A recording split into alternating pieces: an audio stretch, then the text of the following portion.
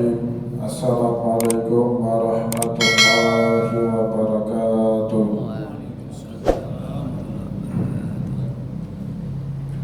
Alhamdulillah, alhamdulillahilladzi ja'ala al-ilma taharatan lin-nufus wa nuran lil-basair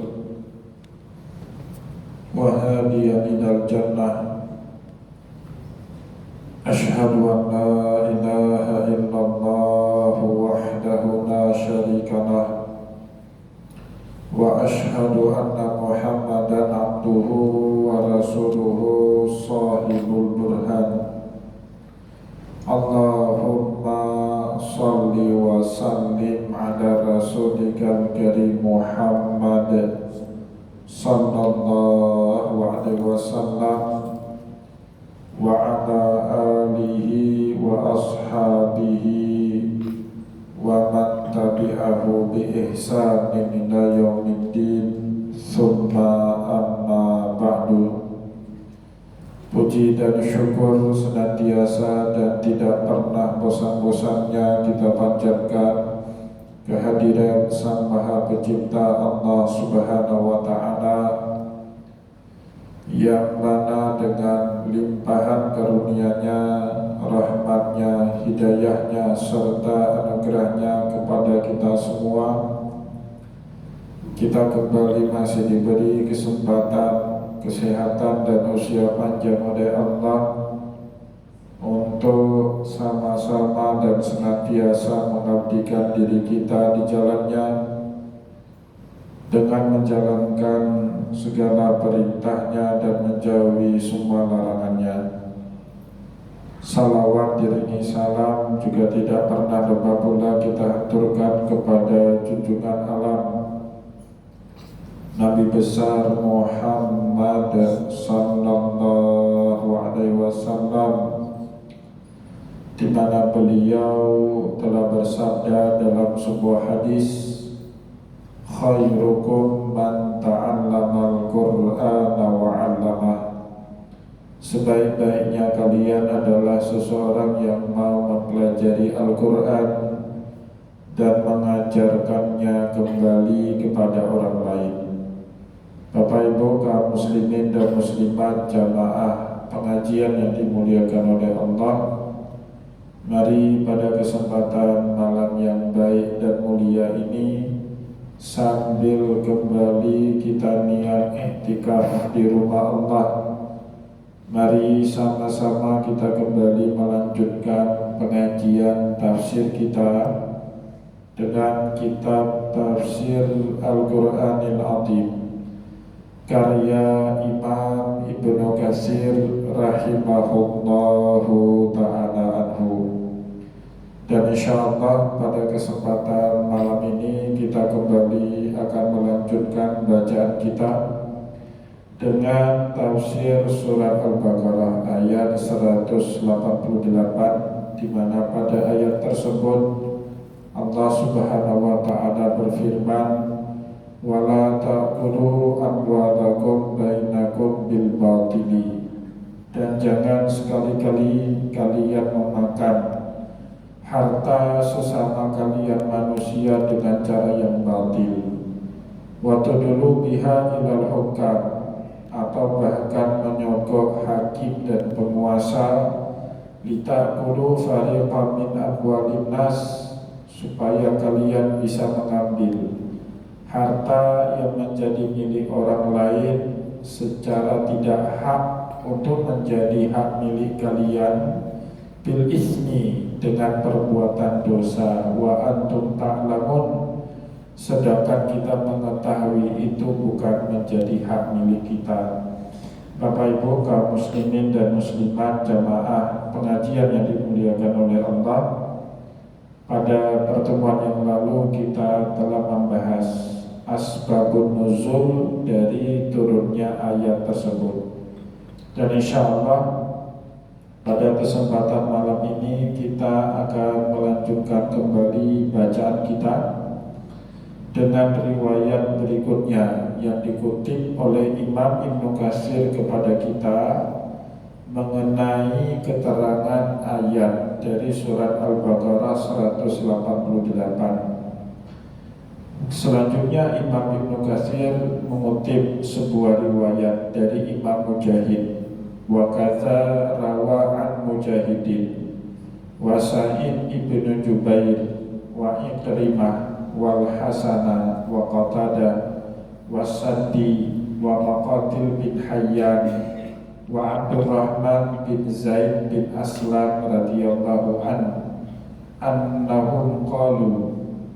Jadi semua perawi tadi menceritakan kepada kita yang dimaksud dengan larangan Allah, wala ta'kulu amwalakum bainakum bil batil, ada larangan dari Allah supaya kita tidak mudah mengklaim apa yang bukan menjadi hak milik kita. Mereka semua sepakat yang dimaksud dengan ayat tadi itu la tukhasim wa anta ta'lamu annaka dhalimun. Jangan sekali-kali kita berperkara menggugat orang ke pengadilan padahal kita tahu itu bukan hak milik kita, tetapi untuk melegalkan apa yang sebenarnya tidak halal bagi kita. Wa anta ta'lamu annaka dhalimun, dan kita tahu kita ini sedang melakukan perbuatan sewenang-wenang, perbuatan zalim, mengambil yang bukan menjadi hak milik kita. Ini Bapak Ibu hati-hati sekali ya. Apapun itu, apakah itu hak orang lain atau hak negara, jangan sampai tiba-tiba kita mengambil hak-hak yang bukan menjadi milik kita, kemudian kita klaim sepihak untuk menjadi hak milik kita. Itu sama sekali tidak diperkenankan. Apalagi kemudian Bapak Ibu, untuk menutupi kedok kita itu, kita mewakafkan sebahagian tanah tersebut. Wakaf itu hanya boleh dalam syariat kalau barang yang ingin kita wakafkan itu milik penuh, milkut tam, menjadi hak milik penuh bagi kita. Sesuatu yang bukan menjadi hak milik kita sepenuhnya tidak boleh kita wakafkan di jalan Allah. Tanah negara, HTIK, HGUK, asal bukan SAM, itu tidak boleh diwakafkan. Tapi di zaman kita Bapak Ibu, orang nggak takut sama agama, dia wakaf padahal itu bukanlah tanah menjadi miliknya ya. Waqad warada fi sahihain an Ummi Salamah. Begitu juga sebuah riwayat yang bisa kita baca di dalam Sahih Bukhari dan Muslim, disampaikan oleh istri Rasulullah Ummu Salamah radhiyallahu anha, anna Rasulullah sallallahu alaihi wasallam qala, Rasulullah sallallahu alaihi wasallam suatu saat bersabda kepada kita semua, ala innama ana bashar, sesungguhnya saya ini hanyalah manusia biasa. Basyarun itu manusia biasa, sama seperti kita, dan itu diakui sendiri sama Allah. Nabi kita Muhammad disebut oleh Allah, qul innama ana basyarun mislukum. Katakan Muhammad kepada umatmu, sesungguhnya aku ini manusia biasa. Butuh makan, butuh minum, bisa benar, bisa salah, bisa lupa, bisa ingat. Yang membuat Rasulullah beda itu yuha ilayya. Rasulullah SAW dibimbing sama wahyu. Nah, sedangkan kita Bapak Ibu buat salah, kalau kita gak ada ilmu atau keras kepala, gak mau dengar nasihat orang, maka kita bisa larut dalam kesalahan itu. Tapi Rasulullah tidak pernah dibiarkan sama Allah berlarut-larut dalam sebuah kesalahan, apalagi jika kesalahan yang dilakukan oleh Rasulullah punya konsekuensi terhadap syariat. Itu nggak akan pernah dibiarkan berlama-lama Rasulullah dalam larut dalam kesalahan tersebut. Ya, nanti kita akan baca bukti ketika Rasulullah salah memutus perkara, dan itu merugikan pihak-pihak tertentu, Allah Subhanahu wa Ta'ala turun tangan membantu Rasulullah untuk keluar dari kesalahannya, ya. Maka Bapak Ibu, dalam kapasitas Nabi sebagai manusia biasa, beliau berkata, wa innama ya'tini al-khasmu fala'alla ba'dukum ayyakuna al-hana bihujjatihi min ba'din. Dan sering saya didatangi oleh para pihak yang berperkara. Jadi Nabi kita itu tugasnya bukan hanya pendakwah, bukan hanya sebagai tokoh agama yang menyebarkan syariat Allah, tapi Bapak Ibu multi identity disandang oleh Rasulullah. Banyak identitas. Beliau sebagai seorang bapak dari 7 orang putra putrinya. Beliau juga seorang suami dari 9 orang istri. Rasulullah juga sebagai seorang sahabat dari teman-temannya. Rasulullah tentu sebagai seorang nabi panutan umat-umatnya. Tapi Rasulullah juga sebagai seorang pemimpin eksekutif yang membuat kebijakan-kebijakan bermanfaat kepada masyarakat sekitarnya. Rasulullah di dalam medan tempur, beliau sebagai jenderal yang memimpin pasukan perangnya.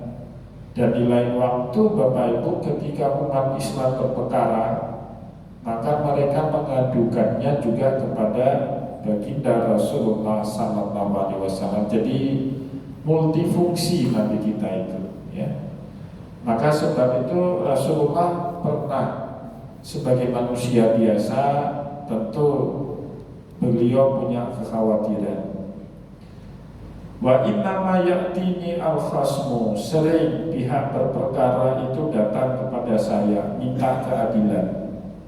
Fala'alla ba'dukum ayyakuna al-hana bihujjatihi. Dan boleh saja di antara kalian yang sedang berperkara di hadapanku, sebahagiannya pintar berargumentasi daripada yang lain. Boleh jadi yang benar ini Bapak Ibu yang tidak pintar beretorika, tidak pintar berargumentasi, dia benar, tapi orangnya kalem, cenderung introvert, tidak pintar bicara. Sedangkan pihak yang salah ini lihai, cerdik, pintar bersilat lidah dan meyakinkan orang lain meskipun dia penipu, ya. Nah, Rasulullah SAW melalui hadis tadi mewanti-wanti siapapun yang dipercayai umat untuk memutus perkara berbagai sengketa di tengah masyarakat. Nah, fa'abdilahu, sehingga saya memutuskan berpihak kepada mereka yang bagus argumentasinya. Faman qataitu lahu bihaqqi muslimin, barang siapa yang pernah saya putuskan suatu perkara untuk dia menangkan dirinya padahal dia tidak berhak untuk menang dalam perkara itu, fa innama hiya qit'atun minan nar, sebenarnya saya baru memasukkan sepotong dari api neraka kepada dirinya. Falyahmilha aw liyazzaraha, maka hendaklah orang ini meninggalkan atau tidak mengambil hak orang lain yang telah aku berikan atas nama hukum kepada orang tersebut. Ini mintanya Rasul. Walaupun Bapak Ibu sebagus apapun mintanya Rasulullah, sepertinya abai di tengah masyarakat kita sekarang. Saya sering bilang dalam beberapa pengajian di negara kita sekarang Bapak Ibu, di Republik Kazakhstan, itu jangan pernah berurusan dengan 2 hal. Yang pertama, jangan pernah berurusan dengan rumah sakit, karena Bapak Ibu gak akan makin sembuh, makin sakit Bapak Ibu. Coba sekarang minta tebus obat ke rumah sakit, sebulan kemudian baru ada itu obat. Apalagi utang rumah sakit kita itu sudah ratusan miliar rupiah itu, ya. Maka kalau Bapak Ibu punya duit, bagusnya berobat ke Kuala Lumpur. Kalau nggak ada gimana Pak Ustaz? Banyak-banyak berdoa, banyak-banyak olahraga. Nah, susah Bapak Ibu berurusan dengan rumah sakit sekarang yang utangnya itu 400 miliar. Gimana dia mau punya stok obat yang cukup, utangnya saja belum dibayar kepada pihak ketiga. Yang kedua, di Republik Kazakhstan ini Bapak Ibu jangan pernah berurusan dengan hukum. Bapak Ibu benar, tapi bisa dipelintir kebenaran kita itu sehingga kita salah. Atau diminta kalau kita mau dimenangkan, padahal kita yang benar nih Bapak Ibu. Tapi kalau kita mau dimenangkan oleh hakim ada jatahnya itu, ya kan, diminta jatahnya. Maka jangan pernah berurusan dengan hukum, jangan pernah berurusan dengan rumah sakit. Ya untuk saat ini, ya moga-moga ke depan Bapak Ibu ada pemimpin yang adil, ya, yang selalu kita dambakan di dalam doa. Ya kan? Kita akan disuruh selalu berdoa sama Allah. Allahumma la tusallit alaina bi dzunubina, ya, man la yakhafuka wa la yarhamuna. Ya Allah, janganlah Engkau memberikan kekuasaan, ya, atas dosa-dosa yang kami lakukan kepada orang yang tidak takut kepada Engkau dan tidak menyayangi kami sebagai rakyatnya.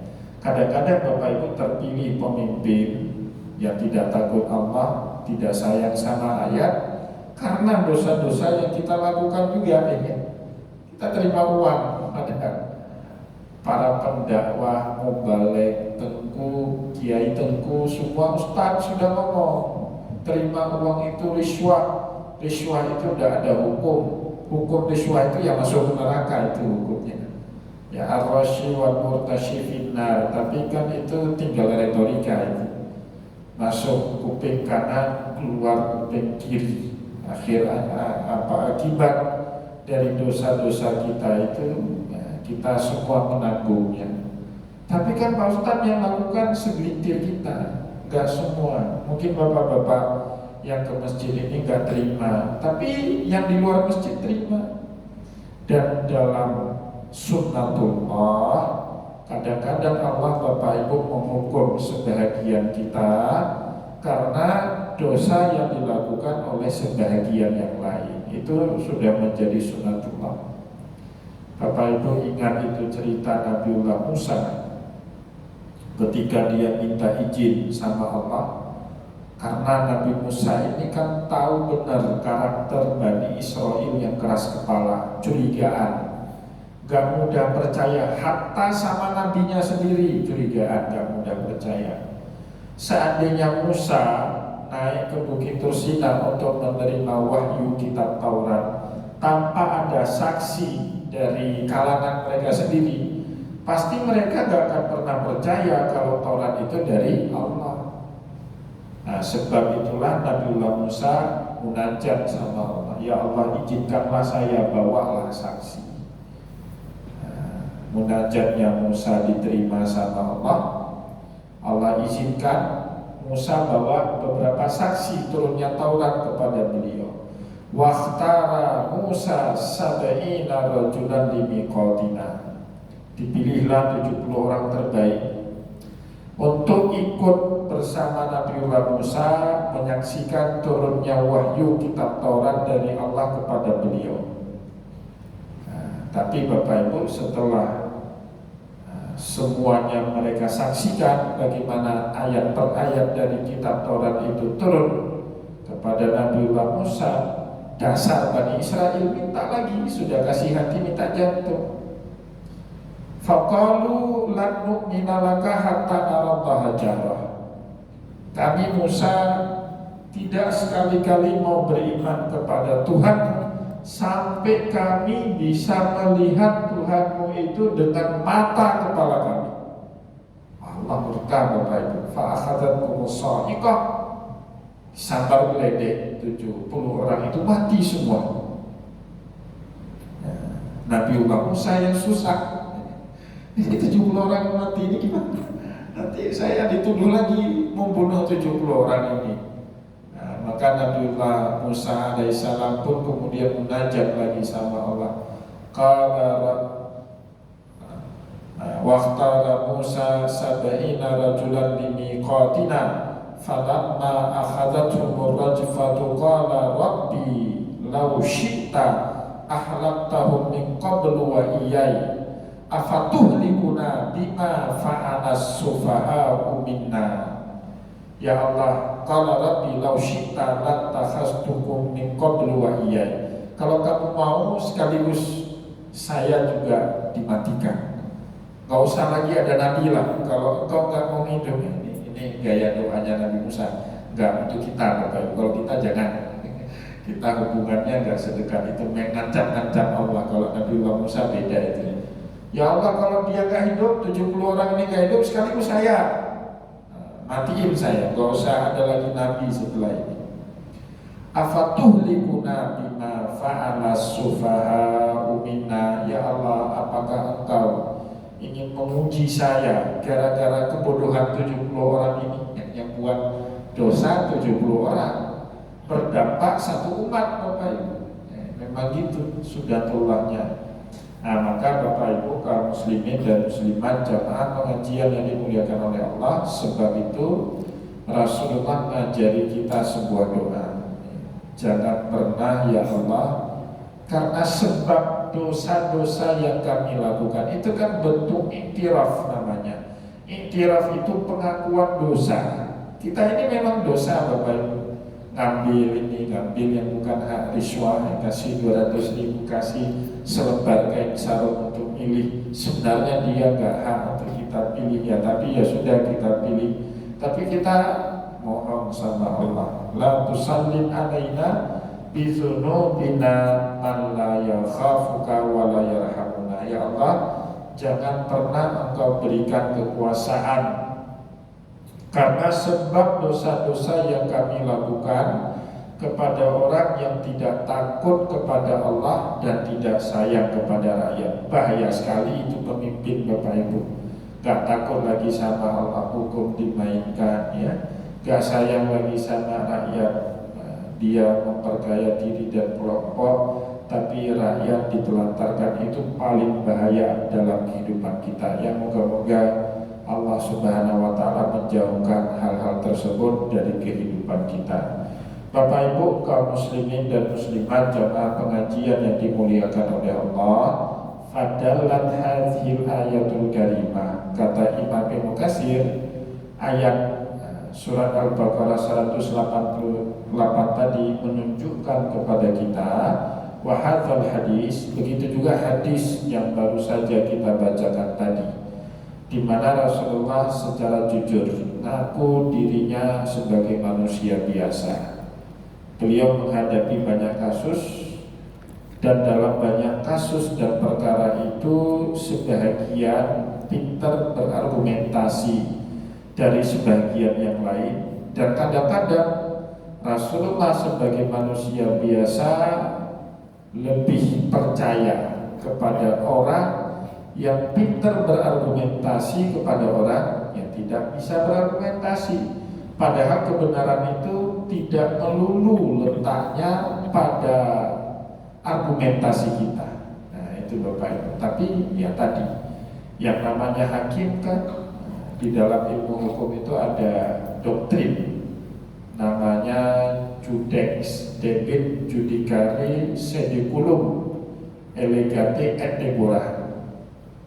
Seorang hakim wajib memutus sebuah perkara atas fakta yang didalilkan dan bukti yang diajukan.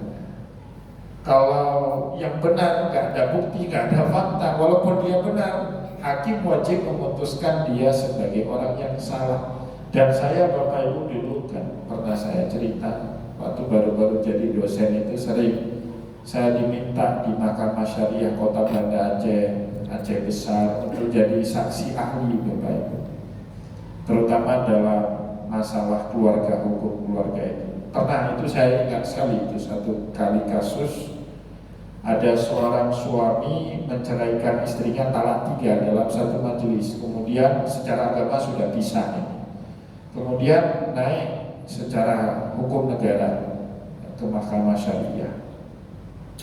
Itu ditanya sama hakimnya, apa alasan kamu yakin sekali kalau kamu harus menceraikan istrinya? Suaminya yakin betul istrinya ini selingkuh dengan teman sekantornya. Apa kamu punya bukti? Tanya hakim. Punya.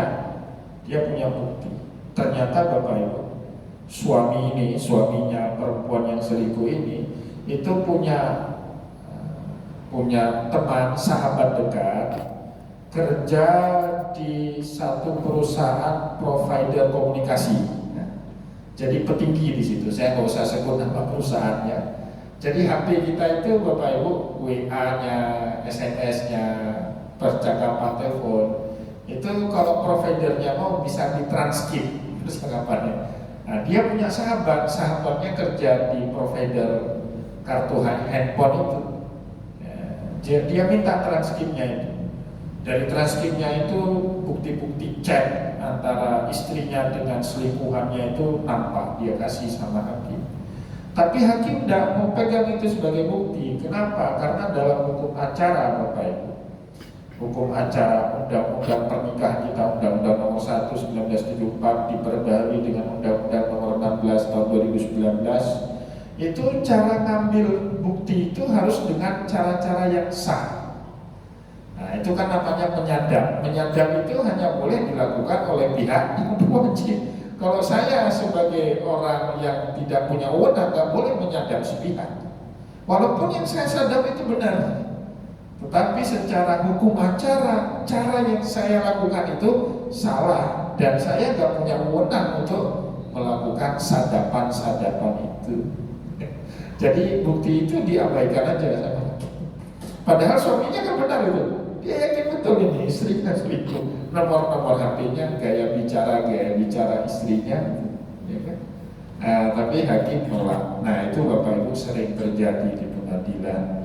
Jadi hakim itu kadang-kadang harus memutuskan sesuatu yang sebenarnya salah menjadi benar, ya kan? Karena fakta-fakta ya tadi seorang hakim harus memutuskan sesuai dengan dalil yang dibuktikan atau fakta yang didalilkan dan bukti yang diajukan. Ya, kalau nggak ada dalil, kalau nggak ada fakta, nggak ada bukti, walaupun kita benar Bapak Ibu, kita akan tertuduh sebagai orang yang salah. Dan Rasulullah pernah mengalami peristiwa yang lebih kurang sama. Sampai turun ayat yang saya lupa itu surat Ali Imran ayat berapa? Inna anzalna ilaikal kitaba bil haqqi litahkuma bainan nasi bima arakallah wa la takun lil khainina khasima. Jadi Bapak Ibu, Rasulullah pernah satu kali dimanipulatif bukti oleh seorang sahabat. Saya lupa nama sahabat itu yang mencuri. Dia mencuri gandum, tapi jejak curiannya itu dimanipulatif sehingga menuju ke seorang Yahudi yang punya masalah pribadi dengan sahabat ini. Jadi seorang sahabat Nabi ada masalah pribadi dengan seorang Yahudi. Dia curi gandum untuk makan sehari-hari, tapi bukti-bukti itu diplesetkan seolah-olah yang melakukan itu orang Yahudi tadi. Dan Rasulullah pada saat itu hubungannya gak baik dengan Yahudi Bapak Ibu. Ada 3 suku Yahudi di Madinah, semuanya bermasalah dengan Nabi. Kainuka, Bani Nadir, Bani Quraidah. Maka saat ada toki gandum yang melapor kehilangan gandum-gandumnya, dan Rasulullah panggil saksi-saksi, panggil bukti-bukti, dan beliau kemudian bersidang. Dan dalam persidangan Nabi terbukti yang salah Yahudi. Yang salah bukan tadi sahabat tadi, tapi Yahudi. Maka Rasulullah memutuskan Yahudi ini harus mengganti kerugian toki gudang gandum. Ganti rugi, karena kamu ternyata yang terbukti menurut saya melakukan tindak pidana pencurian. Minta ganti rugi. Orang Yahudi ini gak mau, saya gak lakukan itu. Dia merasa gak bersalah. Tapi Rasulullah bersikeras. Nah ini yang tadi saya bilang Bapak Ibu, kalau Rasulullah sudah salah dan keliru dan itu berdampak kepada syariat, biasanya Allah Subhanahu wa Ta'ala turun tangan. Kalau sudah berdampak kepada syariat, kalau tidak berdampak kepada syariat dibiarkan. Nah, saya sering cerita Bapak Ibu bagaimana Rasulullah ngebantu Salman Al-Farisi. Jadi Salman itu sebelum bebas jadi hamba saya, dari perbudakan, ada syarat dari tuannya, nanam 400 batang kurma. Sampai berbunga berbuah, baru kemudian Salman boleh bebas menjadi orang merdeka. Rajaklah Rasulullah nanam gotong royong bersama dengan para sahabat, 5 batang kurma ditanam langsung sama Nabi. Apa yang terjadi Bapak? 2 tahun kemudian 395 batang kurma berbunga semua. Yang enggak berbunga itu 5 batang kurma. Dan 5 batang kurma itu yang ditanam sama Nabi. Tapi itu kan enggak berkaitan dengan syariat. Allah enggak intervensi, Allah enggak terlibat, dibiarkan aja. Wajar, Nabi itu kan manusia biasa, ya kali-kali bisa panen, berhasil, kali-kali beliau gagal dalam panen, itu tidak ada masalah di situ. Tapi kalau sudah berkaitan dengan syariat, Allah Subhanahu wa taala turun tangan membantu Rasulullah. Maka disitulah Bapak Ibu turun ayat tadi, inna anzalna ilaikal kitaba bil haqq litahkuma bainan nasi bima araqallah. Sesungguhnya Muhammad kami menurunkan Al-Quran, Alkitab bil haqq dengan benar, litahkuma bainan nas, supaya kamu jadikan Al-Quran itu sebagai rujukan, pedoman saat kamu mengadili di tengah umat manusia dengan cara yang benar, bima araqallah, sesuai dengan pandangan Allah, bukan sesuai dengan selera hawa nafsumu. Wala takun lil khainina khosima, jangan kamu tundukkan dirimu kepada mereka yang berkhianat kepada Allah dan Rasulullah. Wastaghfirillah, bertobatlah, istighfarlah banyak-banyak terhadap keputusan yang tadi kamu salah dalam membuatnya. Maka kemudian putusan Nabi Muhammad itu dikoreksi langsung oleh Allah Subhanahu wa taala. Bapak Ibu kaum muslimin dan muslimat, jamaah pengajian yang dimuliakan oleh Allah, sebab itulah Imam Ibnu Katsir menjelaskan kepada kita, baik ayat tadi maupun hadis terakhir yang kita baca tadi, ala anna hukmal hakim la yughayyiru syai' fi nafsil amri. Hukumnya hakim itu tidak mengubah hakikat daripada kebenaran. Tapi hukumnya hakim itu hanya sebagai penentu yang mana yang benar, mana yang salah dalam peradilan, hanya sebatas itu. Maka kebenaran hakim itu kan kebenaran relatif, sebatas dalam pengadilan. Tetapi kebenaran yang hakiki, itu belum tentu sesuai dengan keputusan hakim itu. Fala yahilu fi nafsil amri haraman wa huwa haram, wala yahrimu halalan fa huwa halal. Maka oleh sebab itu hakim atau juga mufti jangan pernah menyampaikan hukum yang mengharamkan yang halal dan juga menghalalkan yang haram. Itu jangan, Bapak Ibu ya. Kita harus adil, harus tegak, walaupun kadang-kadang itu kena untuk diri kita atau bahkan keluarga kita, itu yang paling berat. Maka di dalam Al-Quran Bapak Ibu, Allah Subhanahu wa taala berfirman, wala yajrimannakum syana'anu qaumin ala alla ta'dilu i'dilu huwa aqrabu littaqwa. Jangan sampai kebencian kita kepada seseorang membuat kita gagal untuk berlaku adil. Itu kan yang paling berat. Kadang-kadang kalau kita benci sama seseorang, itulah saat kita balas dendam sama orang itu.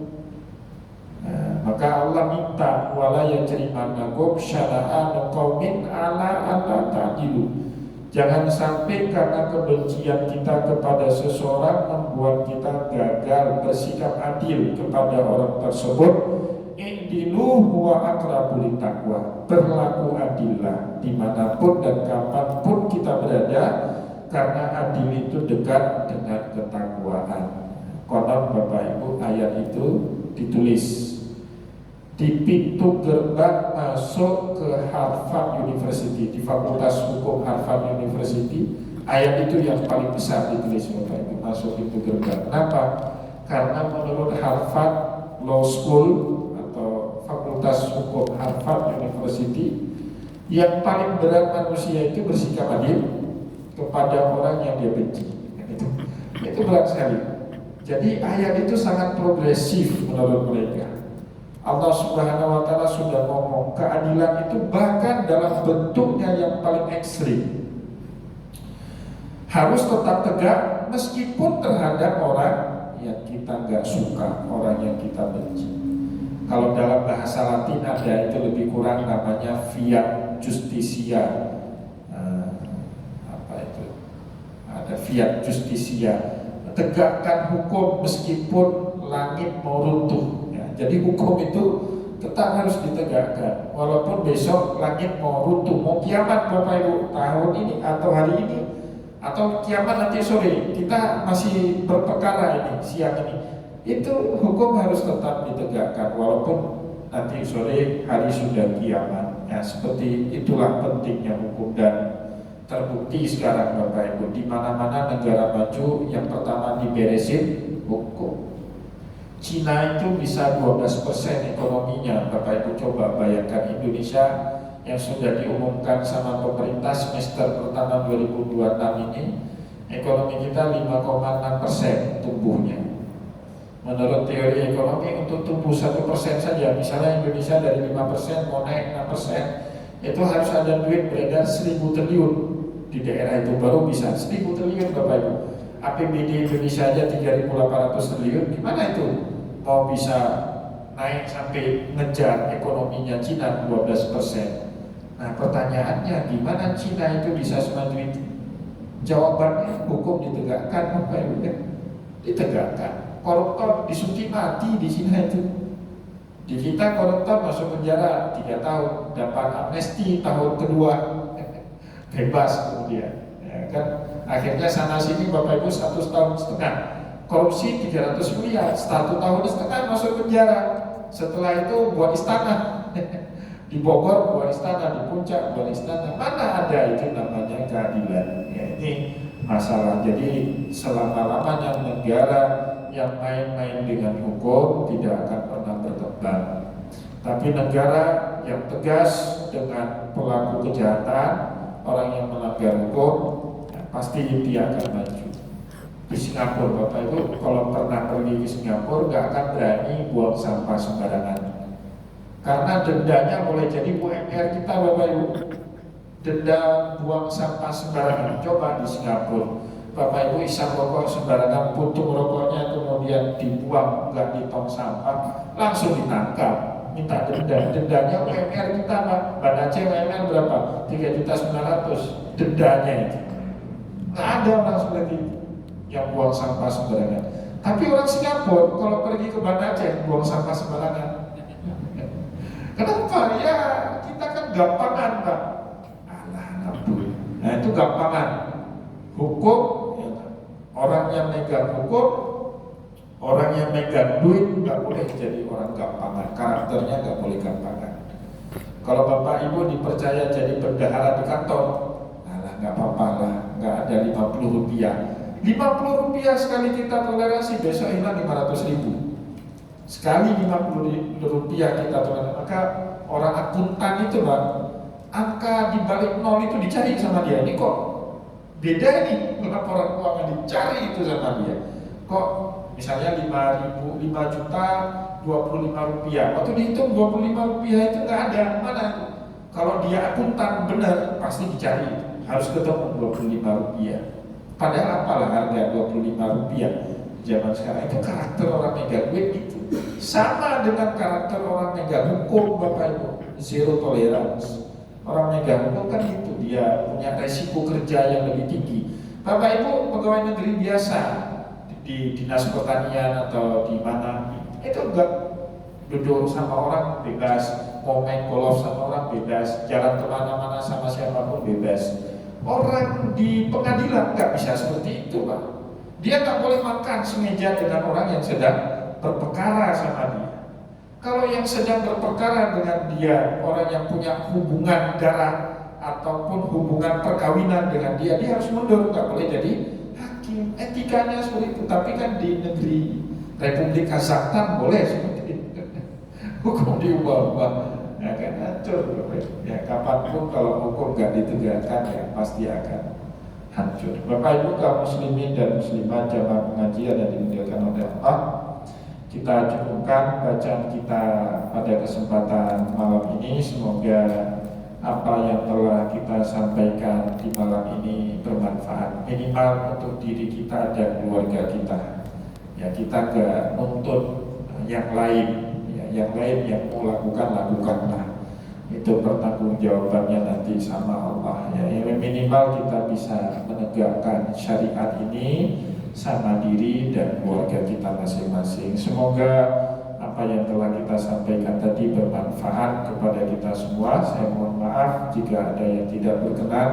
Wallahu muwaffiq ila aqwamit thariq wa nasrun minallah karim. Wassalamualaikum warahmatullahi wabarakatuh.